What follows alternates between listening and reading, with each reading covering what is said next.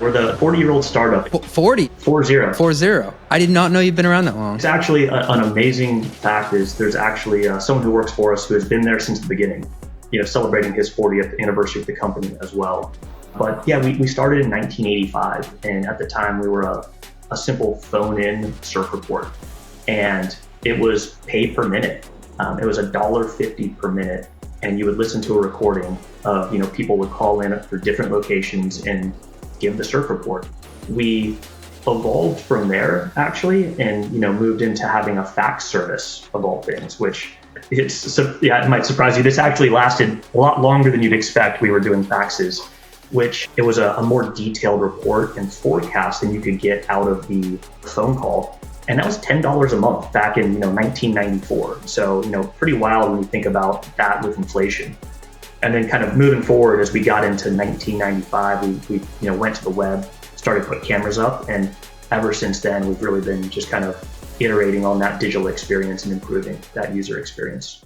Is this thing on? Yesterday's price is not today's price.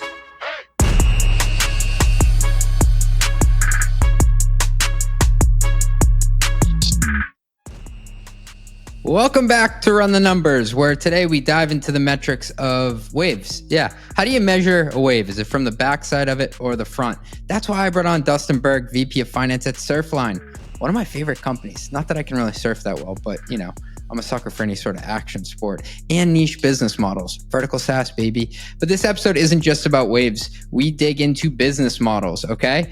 We dig into Surfline as a business. How does a surf forecasting platform evolve into a multi-pronged company with B2C subscriptions, advertising, B2B SaaS, and even some hardware? Dustan breaks down how Surfline is blending data, media, and physical products into a model that's way more sophisticated than your average weather app.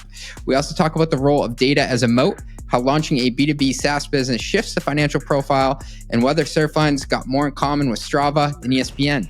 Plus, what Dustan learned from grilling CFOs as a young equity analyst, and which dumb questions he cringes at now that he's on the other side of the table. It's part surf trip, part strategy session, and it's all about how to blend passion with precision. This is a really fun one, guys. All this and much, much more with Dustan after a short word from our sponsors. As a CFO, you're expected to bring clarity to everything, including how your company manages ownership. The tools you use should make that easier, not harder. But when they come with hidden fees, data you can't always trust, and support you can't rely on, you end up with more frustration than clarity. That's where Pulley comes in. Pulley is the cap table management platform built for finance leaders who need accurate, decision-ready data from a system that works for your business, not against it. With Pulley, you get intuitive workflows, audit-ready reporting, and support you can count on, all backed by predictable pricing you can plan around, so you can stay compliant and make smarter decisions about your company's future. Manage everything from fundraise modeling to ASC 718 reporting to custom liquidity programs, all on one trusted platform. Hundreds of high-growth companies like Linear, Fathom, and Runway trust Pulley to help turn ownership into a strategic advantage, and joining them is now easier than ever. You can switch to Pulley in as little as 5 days. And for a limited time, they're offering 25% off your first year. To claim your exclusive offer, visit pulley.com/mostlymetrics. That is pulley.com/mostlymetrics. Pulley.com/mostlymetrics. If you're a CFO trying to keep up with usage-based billing, complex contracts, and a finance team drowning in spreadsheets, listen up. Meet Tabs. Tabs is the AI-native platform automating contract to revenue for finance teams that are scaling fast. Whether you're selling custom terms, usage-based pricing, or a mix of PLG and sales-led, been there, Tabs turns month-end chaos into clean cash flow. It's like having a controller that never sleeps and a billing analyst who actually understands your pricing model. No more manual reconciliations, no more late-night close deadlines, just clean data from contract to cash. It used to drive me nuts that we do all the work to close the books inside our ERP and our FP&A tool, and then we had to export the most important part, revenue, to this janky spreadsheet and manually calculate what we did that period. And don't even get me started on the back of the envelope calcs we did to get to ARR based on all the unique contract terms we had floating around. Our investors would wince if they knew. Let's be honest, legacy systems here are not going to cut it, folks. Tabs is the system I wish I had in my CFO days. Fast-growing companies like Cortex, StatSig, Cursor, and others are already using Tabs to instantly generate invoices from any contract automate RevRec, cache application, and get finance out of manual mode. If you want to automate the mess and fix the way money enters the building, baby, go check out tabs.inc/metrics. Again, that is tabs.inc/metrics. And if your team's still closing the books like it's 2015, now's a good time to upgrade. Here's a question. When was the last time you really had time to focus on growth and not chasing contract renewals, tracking shadow IT spend, or explaining rising software costs to the board? Yikes. The truth is, traditional spend management is broken. If you're still piecing together data from 5 different systems just to figure out what you're actually spending, while vendors keep on pushing those auto renewals and price hikes, my friend, I got a solution for you. That's where Tropic comes in. Tropic is an intelligent spend management solution that consolidates your spend data and processes into one unified offering, enabling insights and decisive action. It doesn't just show you where the problems are, it helps you solve them.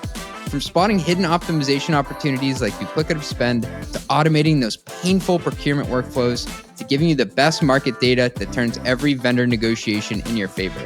Tropic combines smart insights with real human expertise to keep you ahead of the curve. And I can say firsthand because I've used them for over 2 years. Their SaaS platform helps me with price checks. It helps me keep my calendar organized of when renewals are coming up and I can actually visualize it. And let me say, it saves me more than 10 hours a week on vendor management, and we've saved a ton on renewals. I'm walking into the boardroom with a lot more confidence. Isn't it time to turn your spend management into your competitive advantage? Visit tropicapp.io/mostlymetrics. That's tropicapp.io/mostlymetrics. Dustan, welcome to the podcast. Thanks for having me. Happy to be here. So the question everybody wants to know, so let's just get it out of the way from the start. What's the largest wave you've ever surfed? Not very large. Definitely big enough to scare the life out of me, but I don't know about kind of putting sizes to things like that. It was probably one in Puerto Rico down in Tres Palmas, and I don't know, I'll call it triple overhead. So 15 foot, somewhere in that range. Whoa. So me and my wife did our honeymoon in Hawaii, and on Kona, I rented like a longboard, like a beginner board. Like this thing was basically like a very long boogie board in the way that it floated. And I was trying to catch like these 3-foot rollers out there. And I've never worked so hard in my life for like 15 seconds of just getting up on the board and riding it in. I think I must have tried 50 times and not gotten up, but that one time I got up made it all worth it. See, that's good to hear that you had fun with it. And I think that's probably the most important thing that people need to remember about surfing. It's that actually riding the wave, while that is a super fun part of it, is probably 1/10 of the actual activity. It's mostly paddling around, waiting, having waves break on your head, everything but riding the wave. But it's all worth it when you get one. I've taken a couple of lessons since then. I did one in Puerto Rico. I did one, I think, in Aruba. And like also just hanging out on the board in the water is like a fun activity. Like you don't have your phone. You're just kind of chilling there. You're watching waves roll in. As long as you're not like taken away from like a local, not that like I'm good enough to do that. It's like a pretty chill time. Yeah, it's, I think that there's certain areas, of course, and where the waves are a little more dangerous, I'd say, that you might get a little bit of that where there's a vibe in the water, I'll say. But overall, it's just great to get out there and be on the board, be out there with nature. And it's hard to have a bad time. It's rare you'll go out and come in feeling worse. So definitely a fun one to do. And I know size doesn't matter here, but like I'm a metrics nerd. How do they measure the wave? Because I see on the site all the time, it says like how high the waves are. Is it measured from the front or the back? Yeah, so measuring waves is actually surprisingly more subjective than you'd imagine. So like there are regional differences so Hawaii and Australia, it's really popular to use the back of the wave. And that's usually a smaller number. Exactly. It's smaller. It has to be, I guess. Yeah. Whereas, so like I use the front of the wave personally to measure waves. One, that's where I'm going to be riding. Two, there's certain waves kind of where they held the Olympics in Tahiti. That wave is giant. I mean, nothing I want to go touch. And there's no back to it, though. It breaks below sea level. So, I mean, you're not going to say, hey, that's a 0-foot wave when it's, 20 foot on the face. So you can kind of do it all different ways. But I mean, look, we actually have technology now using our cameras where we're measuring very precisely the front of the wave But on the site, we do recognize people do it differently, and we allow them to select between, are you wanting to see it in the front of the wave measurement or the back of the wave measurement? Was it always done with cameras, or like to get the business off the ground, did you have people going out each day and reporting back? Yeah. So, I mean, historically, the cameras, we actually put the first camera in 1995.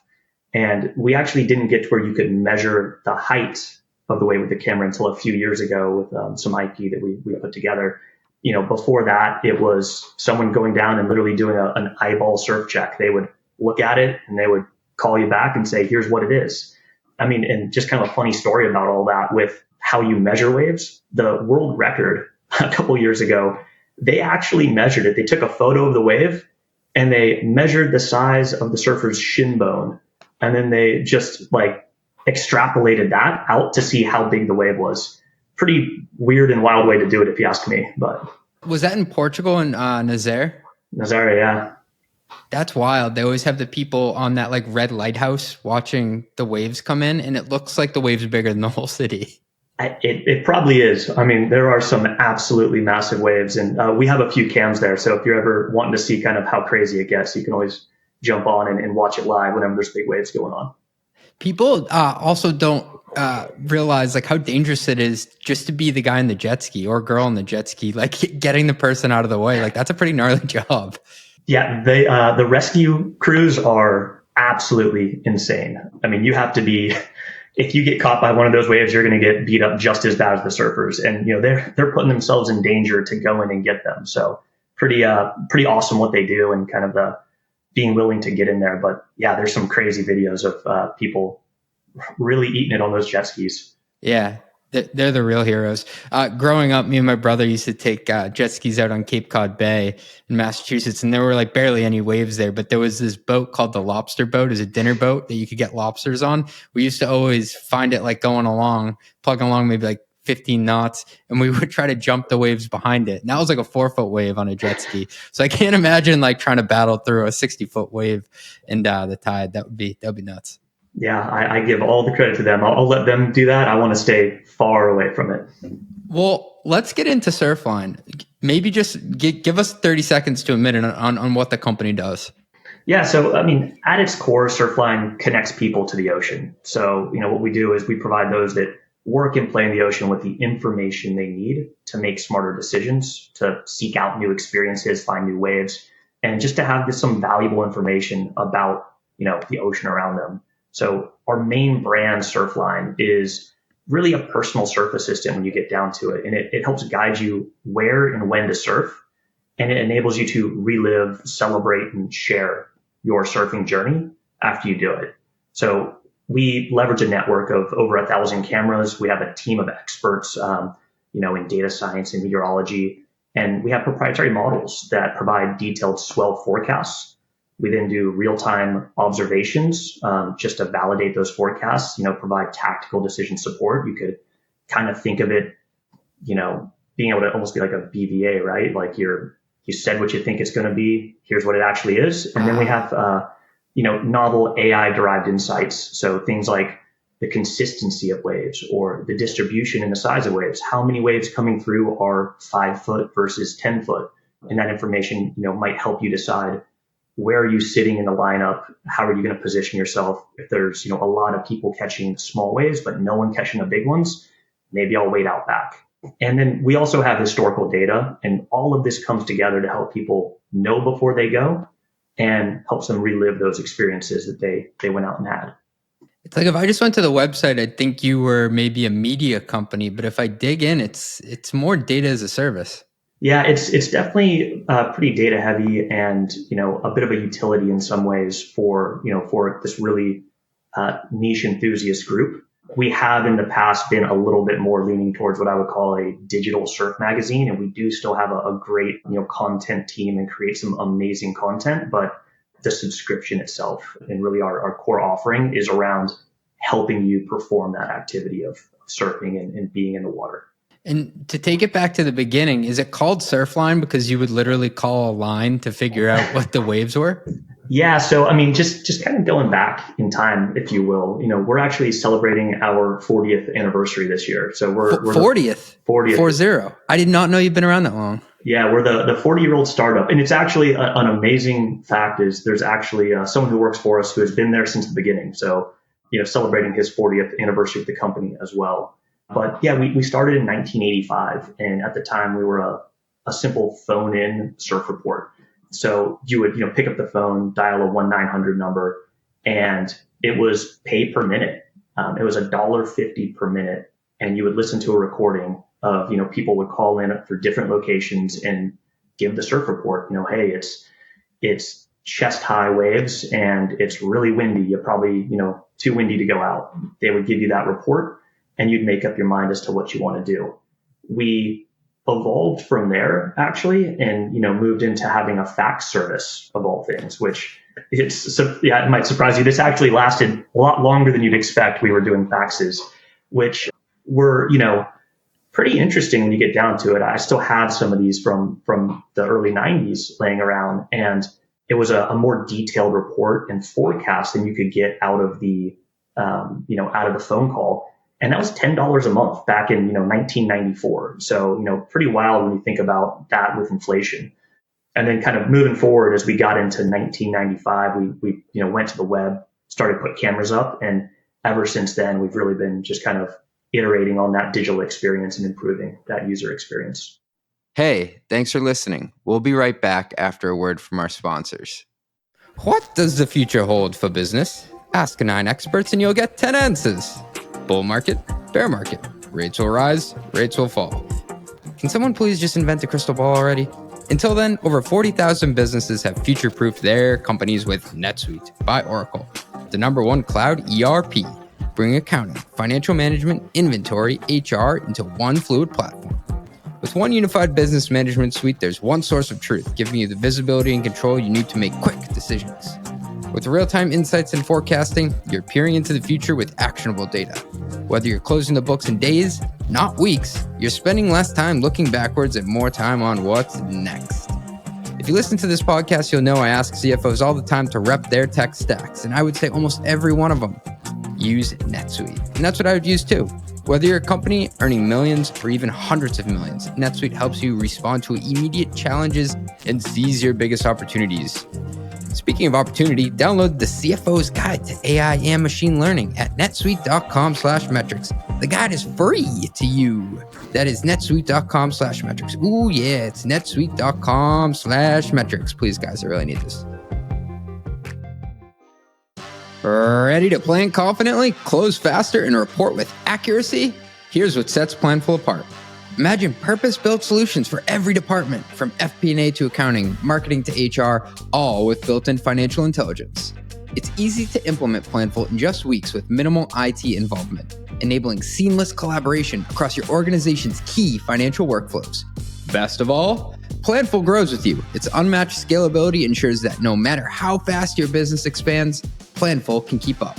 See why over 1,500 customers worldwide choose Planful as their flexible, user-friendly, end-to-end financial performance management platform. Visit planful.com/metrics to see how you can elevate your team this year with Planful. They will hook you up. It is planful.com/metrics. Tell them your boy CJ sent you. Planful.com/metrics. I got a question for you. Is your billing system slowing you down? For most B2B SaaS companies, it's like a total mess. Manual invoices, revenue tracking workarounds, and endless spreadsheets that drain time and create errors. I've seen some ugly spreadsheets in my day. Your billing shouldn't feel like a never-ending math problem. That's where Subscript comes in, the modern billing and revenue recognition platform designed for SaaS finance teams that need both flexibility and accuracy. From automated invoicing and dunning to compliant, transparent revenue recognition and real-time analytics, Subscript eliminates manual work, reduces errors, and gives you a single source of truth for all your financial data. Finance teams using Subscript save over 20 hours a month. Wow. Closing the books faster and making smarter decisions with confidence. Don't let billing hold you back. Start scaling with ease. Learn more and book a free demo today at subscript.com. That's subscript.com. Tell me boy CJ sent you. They'll hook you up. Hey, Metrics fans. Let me ask you something. Do you know what keeps CFOs and finance teams up at night? Well, it's not the complex analyses or forecasting models. It's the mind-numbing tasks of chasing receipts, reconciling expenses, and juggling 5 different systems just to track company spending. I was talking with a finance leader last week who calculated her team was spending an astonishing 20 hours weekly just on expense administration. That's nearly 1,000 hours annually on low-value tasks. That's why I'm excited to tell you about Ripling Spend. Ripling Spend is the only platform that automatically handles your entire company's spending in one unified system. What makes it different? It's built on Ripling's workforce platform. So when org changes happen, like someone getting promoted or changing departments, all approval workflows, access permissions, and policies update automatically. Picture this. When your marketing director goes on vacation, expense approvals don't sit in their inbox waiting for their return. Instead, they're automatically routed to the right backup approver. No manual delegation needed.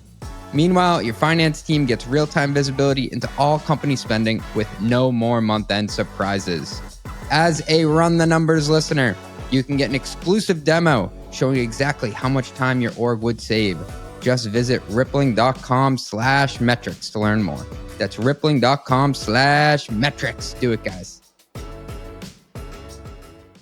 $10 a month in 1994. You were like the original subscription service. We were in some ways. I imagine there's others out there, but yeah, it's when I go back and look at the pricing that we had, the $1.50 per minute, or let's just, and there was tolls on top of that, but let's say it's $1.50, and with kind of the high frequency usage that people have, that, or the $10 a month just for the fax. And you think about that type of pricing and extrapolate inflation, it is pretty wild what people were paying back then for much less info than what we're providing today. That's not cheap, especially if, and this is where you get into the conversation, like you've probably daily active users, or at least weekly active users if you're a surfer and it's your hobby and you go out all the time. I would say that it's definitely, daily to weekly as far as kind of, user engagement. It's, a highly engaged user base. And I think you see that in a lot of niche kind of, I use the word niche enthusiast verticals a lot. It's totally these folks that are, if you were to ask them, what do you do? What are you? It's, I'm a surfer. And, when you have that kind of, viewpoint, then yeah, you're very engaged with ensuring you get to do that activity. I want to get back to that, the connecting with a person and their identity, because I think that's a large part of your brand and what's driven durability there.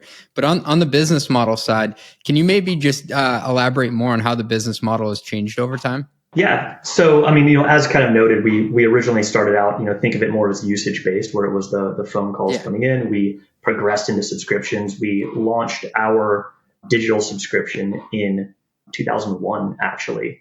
And, kind of in the early 2000s, we were, very much advertising driven. It was kind of, as we mentioned, a little bit more of a digital surf magazine in some ways, while also having this subscription layered on top.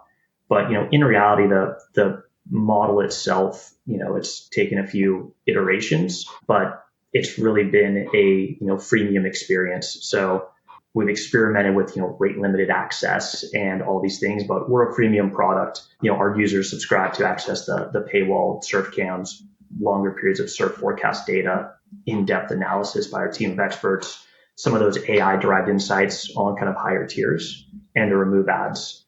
And all of that is kind of, really the core of what we're offering there. There are definitely parallels to other enthusiast models out there, like Strava for running or Zwift for cycling, or even like weather-related apps like a tomorrow.io.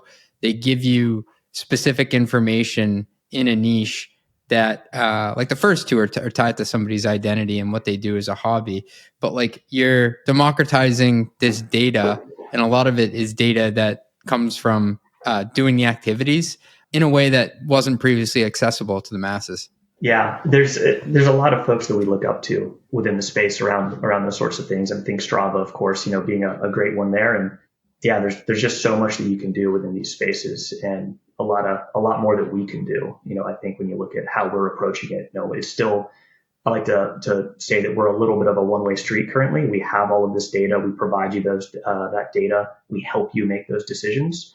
And we can become a lot more like a Strava, and we've started to go down that path over the last few years. But creating that two-way street, creating kind of a more of a community feel, and enabling further personalization as we do that.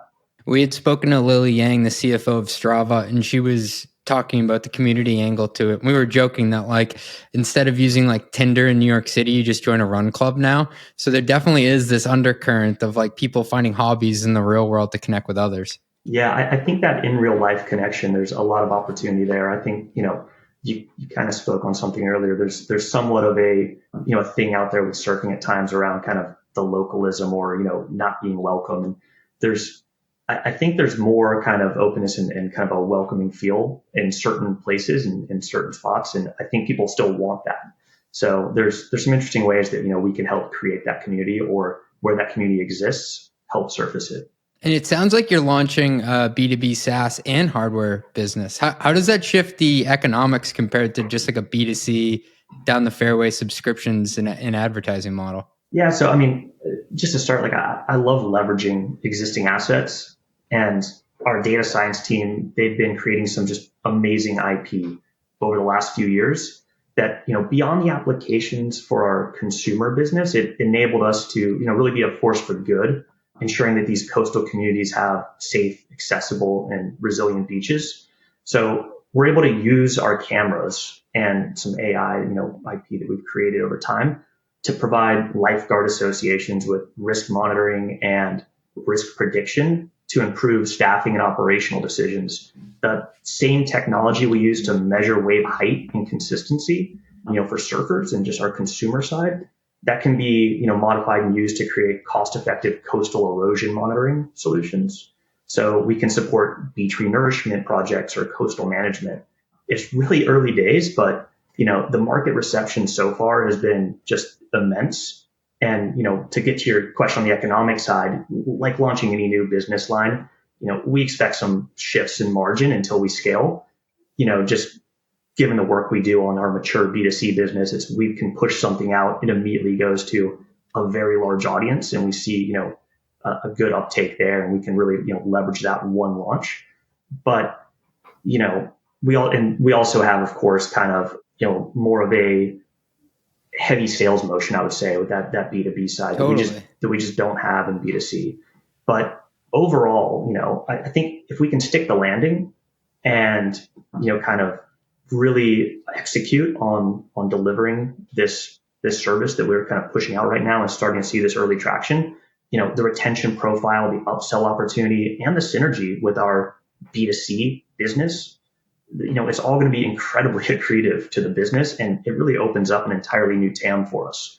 So we're super excited about what it does, and it changes a lot, but it's also, we think all well worth it in the end, especially just given what those B2B SaaS margins can look like and just profile can look like. It's amazing because you have this wealth of data, and I feel like this data is a moat in many ways. It's like, how can I slice and dice this thing I already have to make it immediately useful to somebody else? Yeah. And like I said, to me, we can leverage our assets in many different ways. And I still see a ton of opportunity on the B2C side, aside from just kind of entering new markets like B2B, but all types of our data, I think, plays a role in creating a moat for us. The key portions of data, though, the one I always like to highlight for us is, as noted, we're celebrating 40 years in business. That's over 40 years that we've been collecting ground truth observations of, actual wave conditions, which it's just not something you can really get elsewhere. So I would say, think of it as if you went and asked somebody on your team, what was revenue last year? And, they responded, we forecasted it to be 100 million. And, you really want them to say it was this exact number, right? But they don't have that. All they have was what they forecasted. So having that reality, that actual observed data, that allows us to calibrate our forecast models to be more accurate. Again, it's like running a BVA. It allows us to create user experiences that no one else can create. Something like looking at what was the average surf height for some location, and it allows us to, leverage that data to serve new customers like we were talking about on the coastal management or safety space. So we really look at that data as a big moat, and it would take a incredibly long time to recreate it, given that, you could start today but you still need to see all these different conditions that might only happen once every 10 years. So it's kind of an interesting one that's the earlier you get into it, the better. Dude, you're like the farmer's almanac for surfing. Yeah, I get what you're saying there. The database you sit on is at least Yes. It draws many parallels to a great conversation me and Nigel Glenday of Masterworks had, and they cover the art market. And what he said is, CJ, we have this rich database of all the art prices over the years that would be so hard to replicate. The funny thing he pointed out, though, Dustin, is that the art market's been around since before Jesus, and a lot of it though is written on paper and scroll and stuff. So they had to go through the pains of like actually digitizing hundreds and hundreds or thousands of years of art data. I can't imagine having to go back that far, but yeah, that's an amazing piece of amazing asset that they're sitting on there with that. And we like to feel that, we have something similar, but, we're also trying to create new data and kind of expand the amounts and types of data we're collecting to continue to, create a larger moat as we go. And if I have it right, you were a reporter for the business that used to walk down on the beach 15 years ago? Yeah. So back in 2002, actually, just to make a few extra bucks, I used to go to the beach every morning at dawn, and I'd video the waves and upload them and give a surf report on Surfline, which, as you can imagine, in 2002, with some of the equipment back then, it was actually quite an experience to try to make that all work.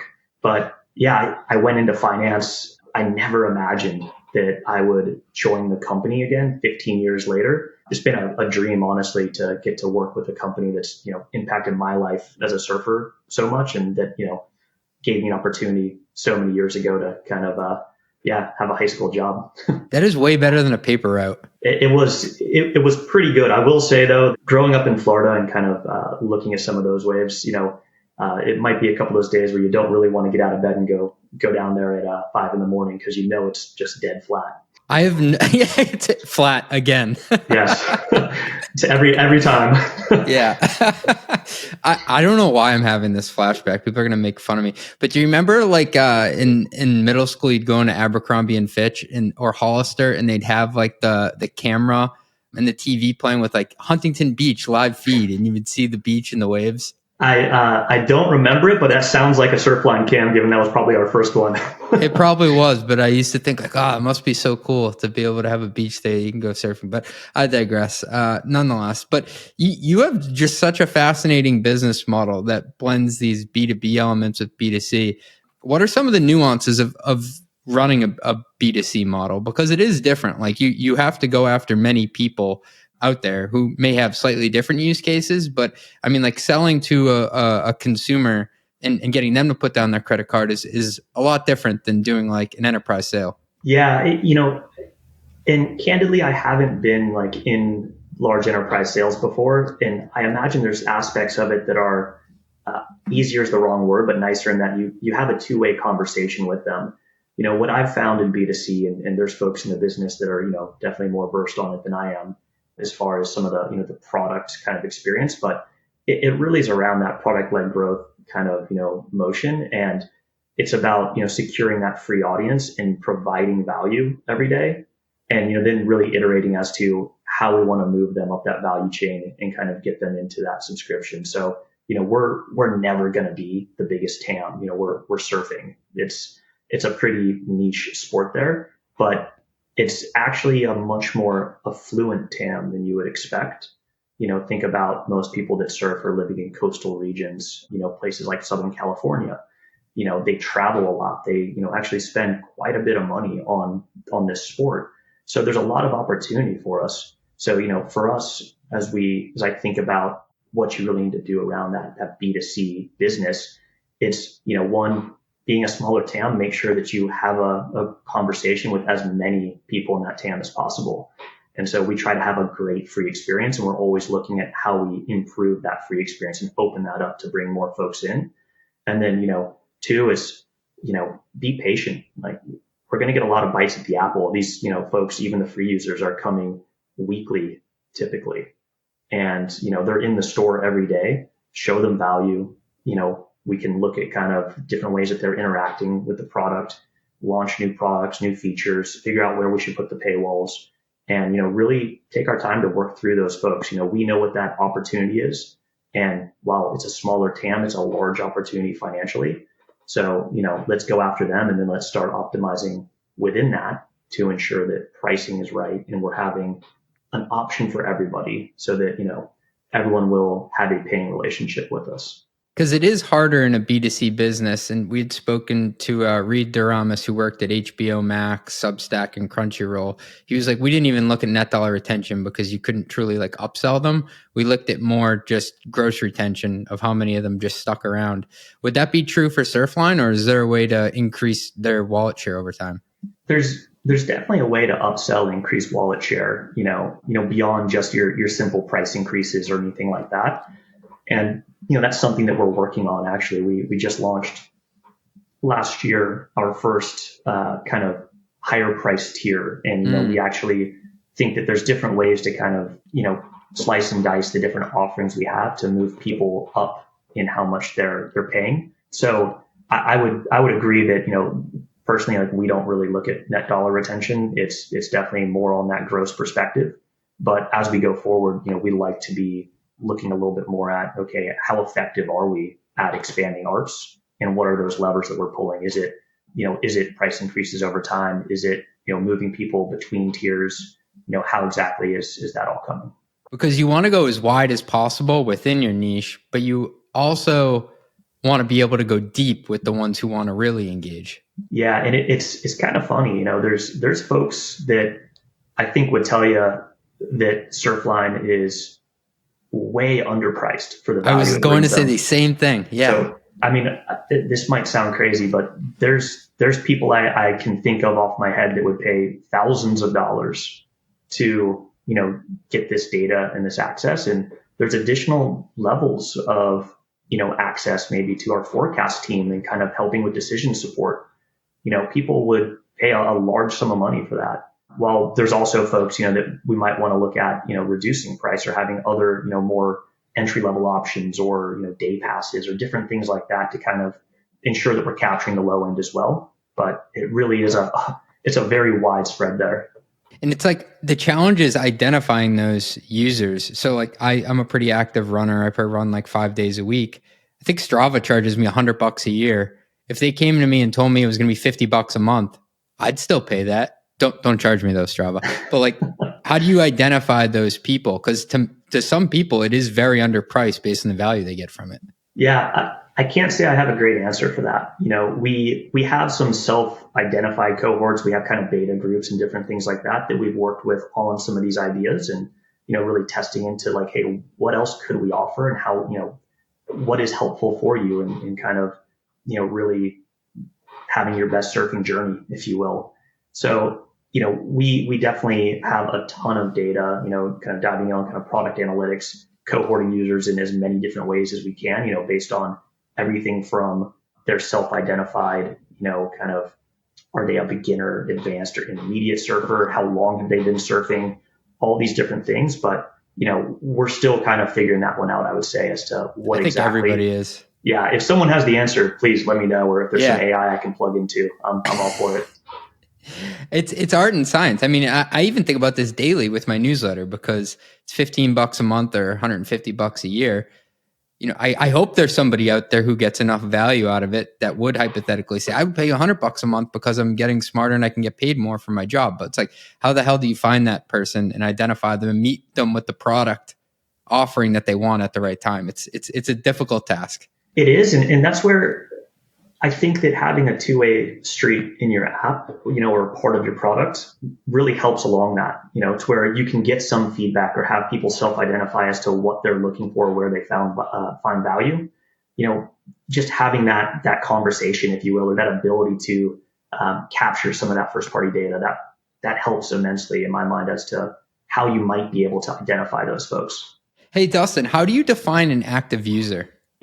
So, we typically just do it as our, just monthly active, right? And it's anyone who has opened the app or has hit the website. We typically are looking at it in a non-anonymous state. I don't know if you've dealt with web analytics quite a bit, but when someone's, registered or kind of, a premium user, you can identify them really well on the web. when someone comes in without being signed in, which, people can do on our app.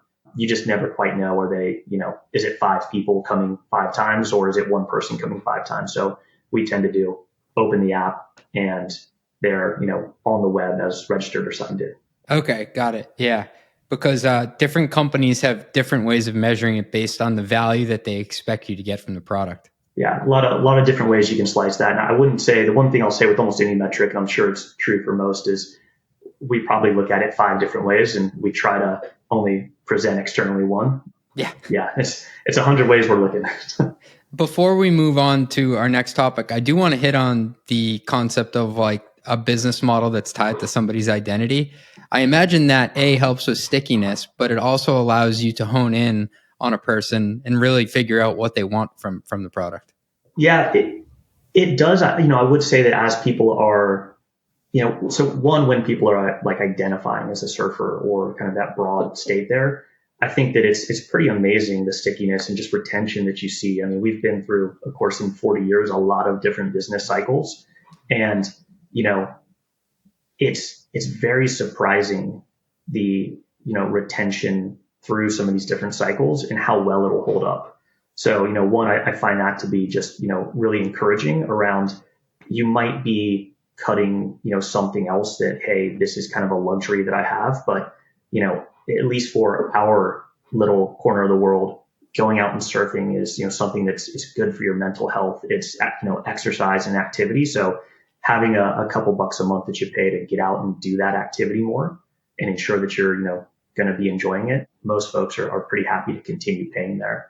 So that's always great. And then, identifying them as well. And I noticed a trend that you have backing from the churning group. And if you look at the portfolio there, they have like meat eater, people who identify as being a hunter. They have Hodinky, people who are watch enthusiasts. They have cars and bids, Doug DeMuro, people who love cars. These are all things, and surfing, like that people are like, no, that's a core part of my identity. I just think that's a cool way to run a business, because they say like, oh, you only need 1,000 true fans to start a business. And I think that's true. I would argue that some of the most durable companies out there in the B2C space do hit on this concept of being tied to what people identify as, whether it's their hobby or something they love. Yeah, and Churning Group has just done great as far as some of that, the content to commerce type investments that they've made there. And yeah, I mean, agree completely kind of as to how the enthusiast verticals work. And, one thing that's interesting where you only need those 1,000 fans, something that we've seen a little bit in surf. And I think, you had mentioned Abercrombie earlier, and that being a company that came in and really wiped $2 billion out of the surf industry by, taking share away from, traditional surf brands, if you will. It's kind of interesting that the quote I heard from somebody once was, you speak to the core loud enough so everybody else can hear. With surf, I think you've seen that where, you can serve this small core surf audience, but it's this lifestyle and this kind of enthusiast niche thing, and it's aspirational. And, you actually can have some folks that, you might bring people in wider than that 1,000 folks that you had to start that are, hey, this is a really cool thing that I want to be a part of. They might not be as sticky and, it's going to impact your retention, right? But who cares if it's lifting all boats there? So that's so like counterintuitive, but it's true. To be aspirational and speak to something that like other people want to be a part of the club. It's like that Groucho Marx quote, like, I don't want to be a part of a club that wants me as a member. But it's so true. If you speak loud enough to that core, people are like, wait, what are they doing over there? That looks pretty cool. Yeah. Dustan, I want to talk about the art of asking good questions. And so you may have always been a surfer, but you had a prior life. Maybe you're a recovering financial analyst, I'll call you. But at 25, you're grilling CFOs as an equity analyst. Now you're on the other side. What was your thinking asking questions then versus now? Yeah, I mean, I think if I go back to kind of the types of questions I would ask, so kind of as an equity research analyst for a couple of years and covering the transaction process in the space, I really had way too much of a focus on trying to tease out a shift in margin or growth over the next quarter versus pressing on a lot of these larger initiatives or industry trends. And not to say that we didn't kind of, dive into those or discuss those, but the amount of time we spent on the kind of short-term questions, I think it was way overdone. We needed to dial in our models and we had to satisfy client questions, that would come up. But I just look at it now and I say, when I think of the skill that those teams had to be on top of balancing, guiding the street on short-term drivers while maintaining this long-term outlook and running a company as large as Visa or Global Payments or FleetCor, that's something that I have a newfound appreciation for after, being in an operating role at a much smaller company, I'll say, but it's definitely a lot easier from the outside lobbing grenades in as an analyst, I'll say. When I was preparing for the podcast this morning, I was having flashbacks to times where, as an FP&A leader, I would ask department leads questions for the sake of filling an input in my model. And I wasn't doing it from the perspective of like, what's our durable operating plan here? What's the bigger picture? Yeah. And I think it's one of those things where I'm always trying to, I haven't always been great at it, always trying to zoom out a little bit and get everyone else to zoom out and make sure that we're anchored on, that strategy first before we dive in a little bit deeper. What's the best way to get your team to do that? Because it is easy to get bogged down in the minutia each day. Yeah. I mean, I'm not sure that I have the best way to kind of get my team to do that or anything there. I mean, the team's all pretty good, but I'd love to be a little bit more process and framework oriented, candidly. At the moment, I keep it fairly simple. And my go-to in general is just kind of going to the real simple frameworks of, what did we say we were going to do? What did we do? What are we going to do next, really? I found that ensures that we're framing up our thought process leading up to whatever decision we made or forecast, that we're evaluating the success of that. And then we're leaving with an action plan that's informed by those first two parts.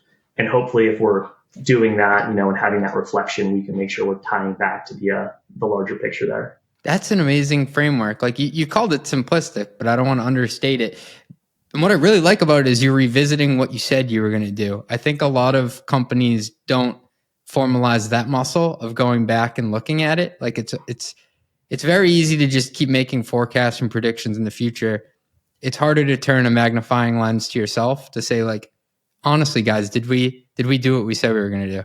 Yeah, and like I said, we're not always great at kind of doing all of those things, but it's what we kind of strive for. And I'll say I'm sure I stole that framework from someone much smarter than I am. So that's why we do frameworks in this show. So somebody listening right now is writing it down and stealing it from you, Dustan. When it comes to intimately knowing the business and being a part of it, what are some of the ways that you kind of get into the heads of department leaders or work with them? Because often as a finance leader, you're thought of kind of like the umpire who's keeping score or maybe looking over their shoulder. You seem to be somebody who's pretty involved in the business day to day. Yeah, I mean, it's a goal of mine, really, just over time to move from talking to any department lead or anyone else really about the numbers to just talking about the business. The numbers, of course, matter. But, as I'm sure we all know, nobody really talks about the numbers when they talk about their portion of the business. It's not how much can I spend on salary, it's how many people can I hire. It's, my camera operation team, they don't think in terms of how much money do I need to spend to maintain the camera network. It's how many service calls do I need to go take. So it's a kind of simple concept that I've tried over time when I'm planning to just ask teams to just tell me a story. Tell me a story about what you want to accomplish and why. And I try to do that versus any, budget templates or anything like that. I've tried every which way beforehand, but I find that if I've done my job well in partnering with them and understanding the business, then we can attempt to speak their language really. And then my team can kind of translate that story into numbers. Oh man, that is so well said. Because it is our job to translate it. It's asking them to do too much if you're forcing them just to get your shit into the model that I need over here. It should be really what does success look like, and then you help figure out like what the variables are.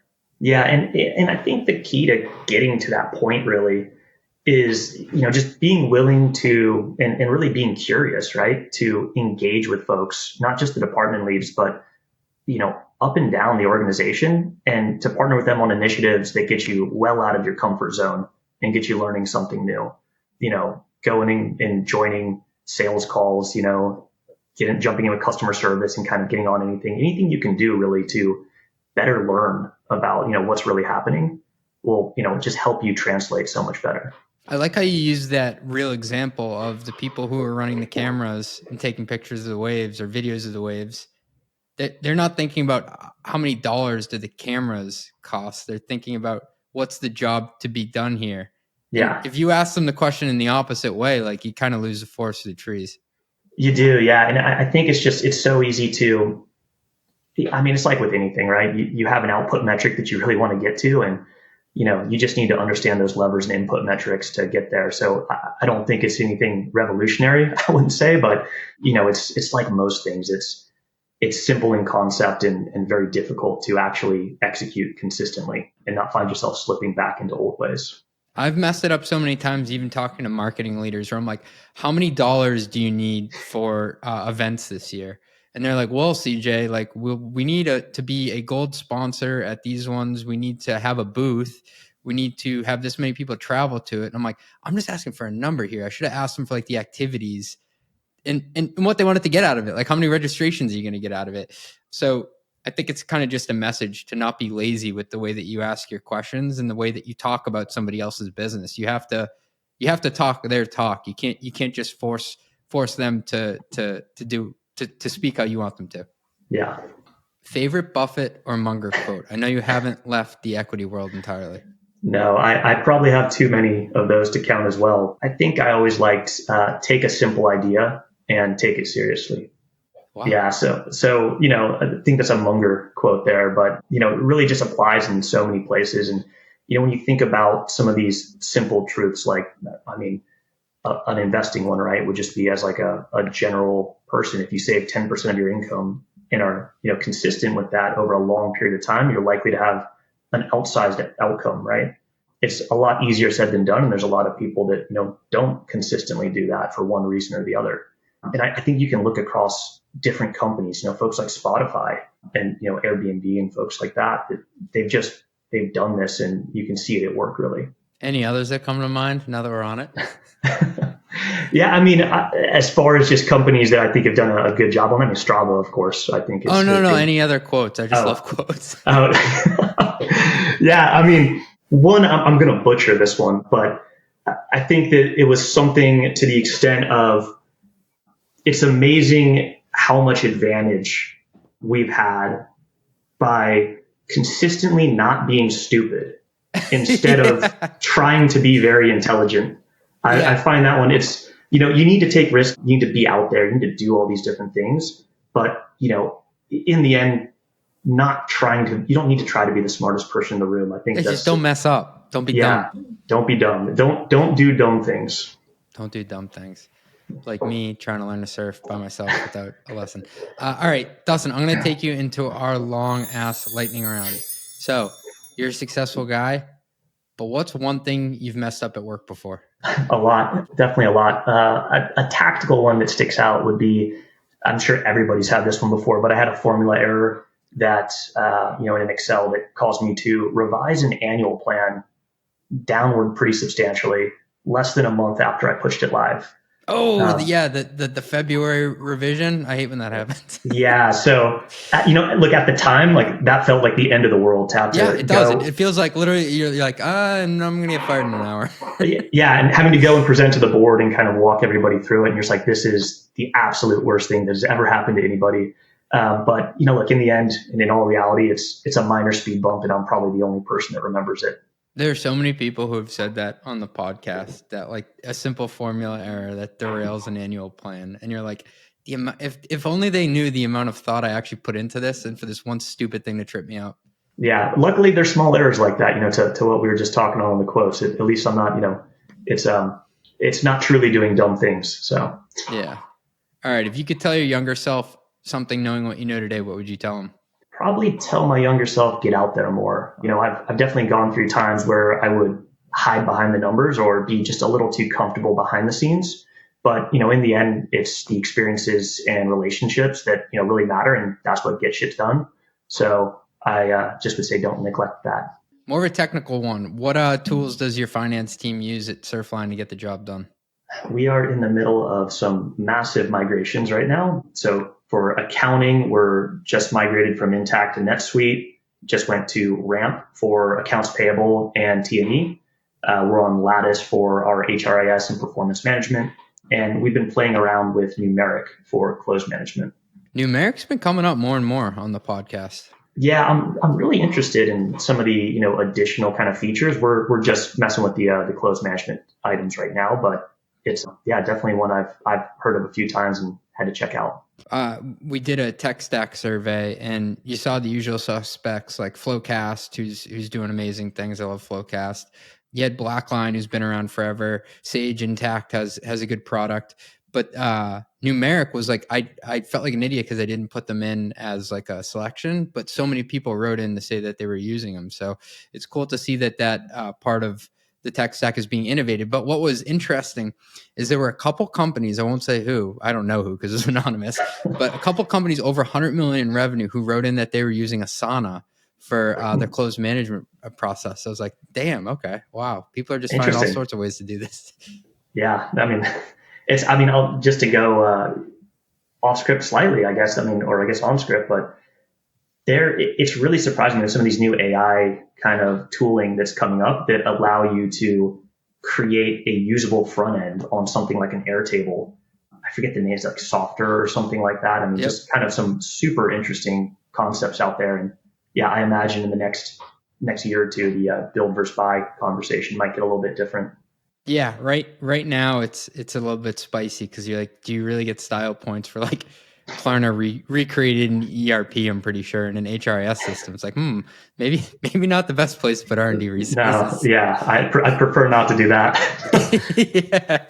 All right, last one I got for you. What's the craziest thing you've ever had someone try to expense? Yeah, so honestly, I can't say that I've ever seen anything too crazy or out of policy, but what I will say is just because we operate in an interesting niche, so I always get a big smile whenever I'm looking at expenses, and I get one coming through for the team renting a boat on some far away island to go explore some waves, or a resort on some place in the middle of nowhere. I just wish I was traveling there with them. Wait, dude, aren't you a pilot and a surfer? What's the most epic trip you've taken in the name of quality control for the company?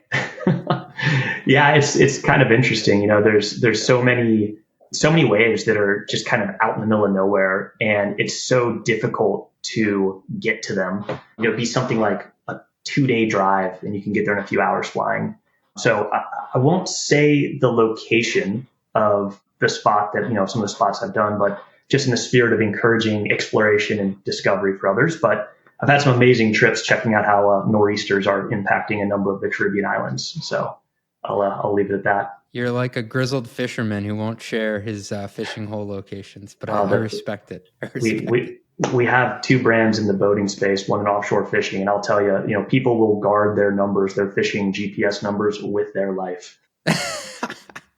Dustin, this has been a blast. One of the more fun podcasts. Thanks for coming on. No, thanks so much. It was a good time. Happy to be here. Run the Numbers is a mostly LLC production. Yelling an intro by Fat Joe. Artwork by some AI thingamajig. Podcast and video editing is done by Cleancast at cleancast.io. Nothing said on this podcast is intended to be business or investment advice. It's the sole opinion of me, a guy who feeds his dog too much ice cream and has a history of net operating losses, LOL. If you like this podcast, please hit subscribe. It would mean a lot to me. And also check out mostlymetrics.com. That's my newsletter where I explore business models and financial metrics. Thanks for riding with me. Share this with your friends. Peace.